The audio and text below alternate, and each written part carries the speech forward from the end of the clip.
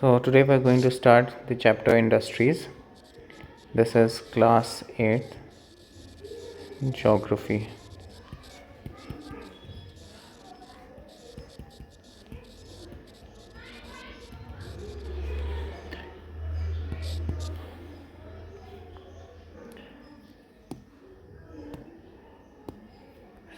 So let me read this. Have you ever given a thought to the fact that the notebook used for writing has come to you after a long process of manufacturing?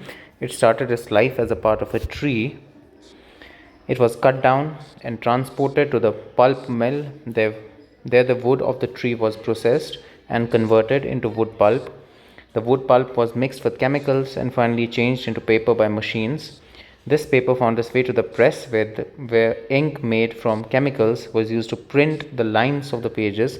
The pages were then bound in the form of a notebook, packed and sent to the market for sale, finally it reached your hands. So यहाँ पे लिखा गया है कि आपकी जो book है तो वो कैसे मैन्युफैक्चर हुई, वो कैसे आई है, उसका लाइफ प्रोसेस उस बुक का कैसा है. So first start as a tree, एक ट्री से आता है, पेपर ट्री से. ठीक है, ये ट्री से आया है. दैट वाज कट डाउन, तो अपने ट्री को कट किया, ट्रांसपोर्ट किया, उसको पल्प मिल ले गए. पल्प मिल एक इंडस्ट्री जहाँ पे पल्प प्रोसेसिंग होती है. फिर जो लकड़ी थी उस ट्री की वो प्रोसेस की गई. ठीक है, फिर कन्वर्ट किया गया उसको वुड पल्प में. फिर वुड पल्प को मिक्स किया गया कुछ केमिकल्स के साथ और फाइनली पेपर बन गया. मशीन्स के थ्रू पेपर बन जाता है और फिर पेपर प्रिंटिंग प्रेस में जाता है. वहाँ पे इंक से आपके पेजेस पे कुछ प्रिंट लाइंस की जाती हैं, मे बी कवर को भी प्रिंट किया जाता है. And then in the end the notebook reads you. So this is describing the stages of formation of a notebook. ठीक है, so industries chapter हम पढ़ रहे हैं. so it is relevant to understand how the notebook you're holding in your hand began, how it was made. Then we have secondary activities of manufacturing. change raw materials. जैसे raw materials आपके यहाँ पे थे, raw materials आपका wood था, wood pulp था. Then wood pulp को आपने चेंज किया पेपर में. So you change the product which had more value. So maybe wood pulp didn't have value to you, and then paper, which is the finished product, it has more value to you. You write on the paper. As you have seen, pulp was changed to paper and paper into notebook.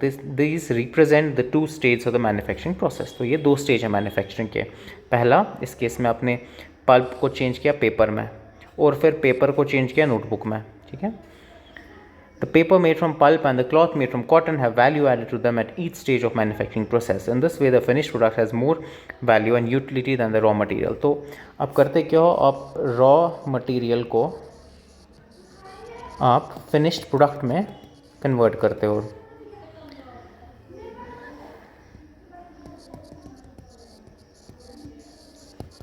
Through the process of manufacturing. जैसे आपका cloth है, आपके घर पे cotton cloth है, वूल का कोई cloth है, सिल्क का कोई क्लॉथ है. तो हर एक स्टेज में जो भी मैन्युफैक्चरिंग की स्टेज होती है, ठीक है, जैसे कपड़ा आप कॉटन हमने कलेक्ट किया कॉटन प्लांट से.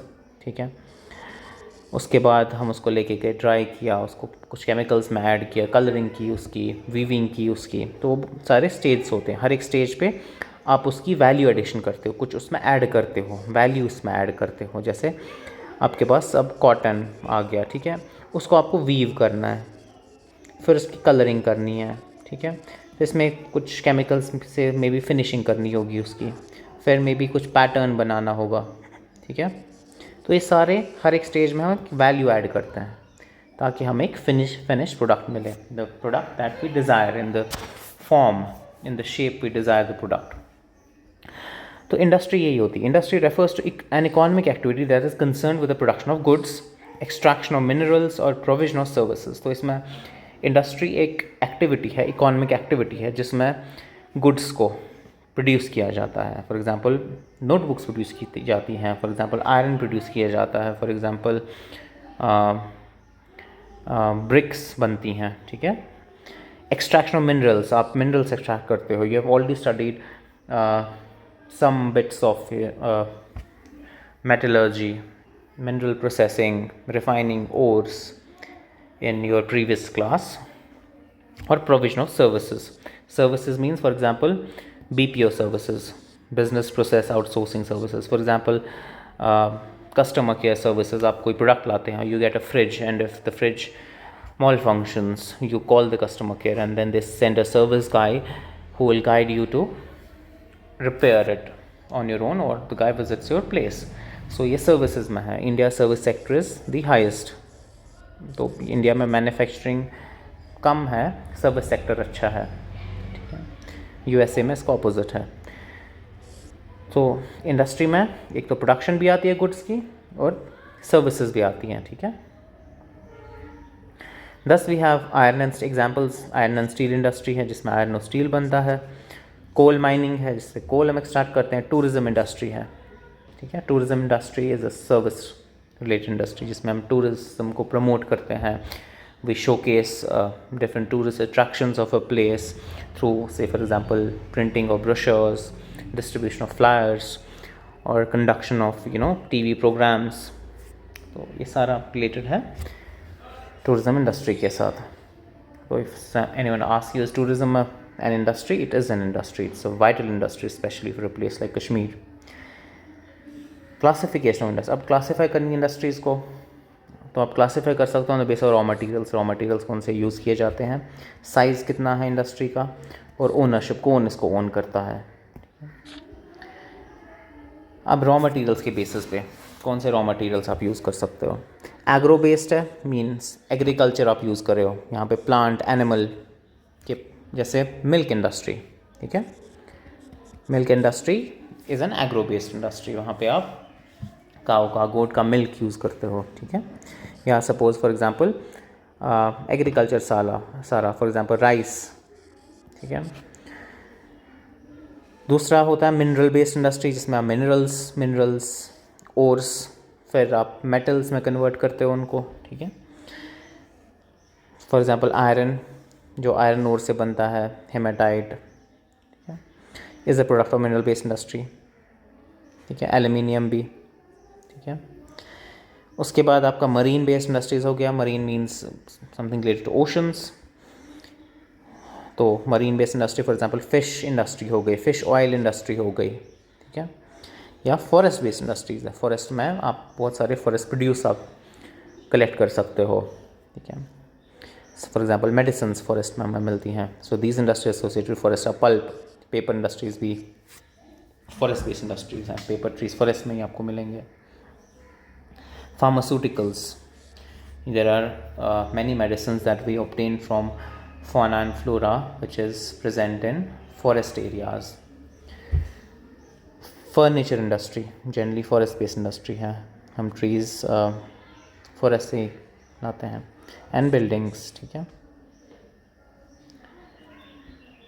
अब size, on the basis of size, तो it refers to the amount of capital invested, number of people employed and the volume of production. तो कितने सारे लोग आपने इंडस्ट्री में एम्प्लॉय किए हुए हैं. कैपिटल मीन्स मनी, आपने कितना स्पेंड किया है, आपके फिक्स्ड एसेट्स कितने हैं, ठीक है.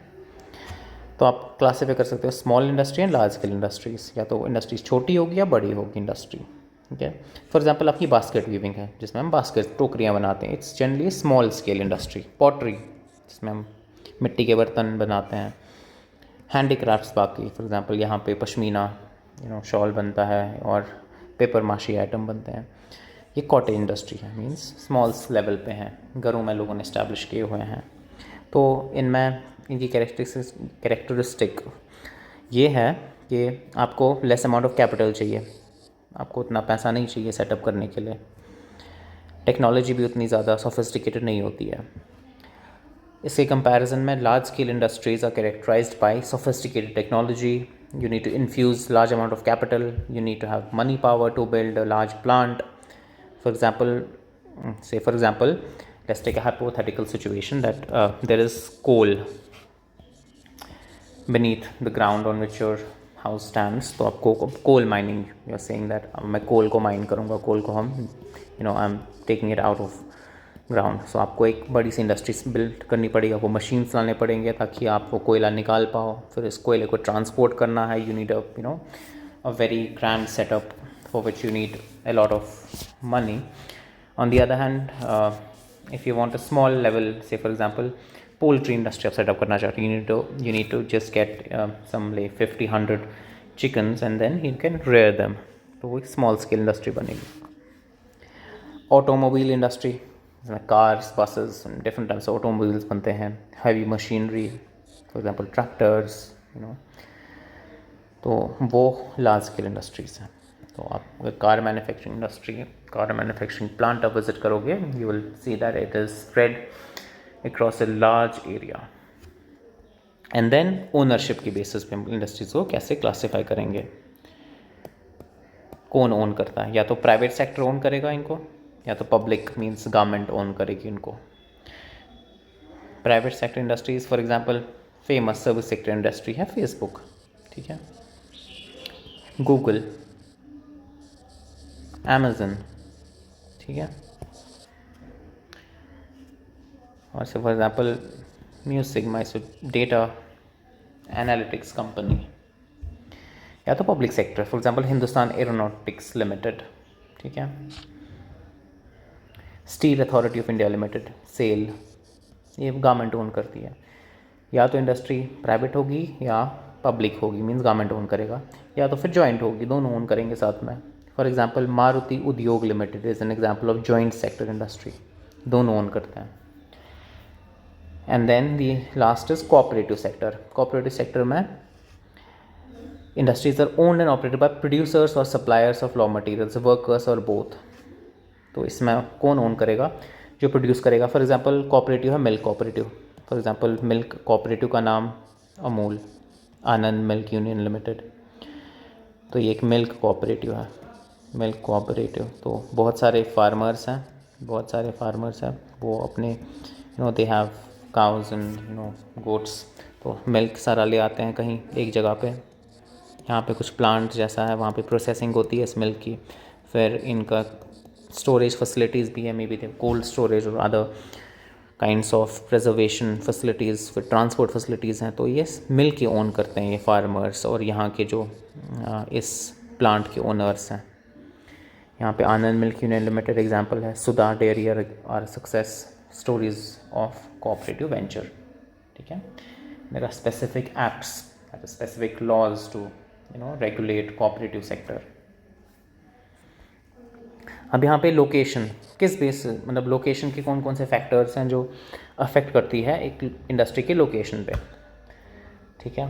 फॉर एग्जांपल आप चाहोगे कि मैं फॉर एग्जांपल कोल इंडस्ट्री अपने घर पे बनाऊं, लेकिन अगर आपके घर के नीचे कोल ही नहीं है, पेट्रोल ही नहीं है, you can't establish a petroleum industry, coal based industry there. तो डिपेंड करेगा कि is there power availability, power है या नहीं है.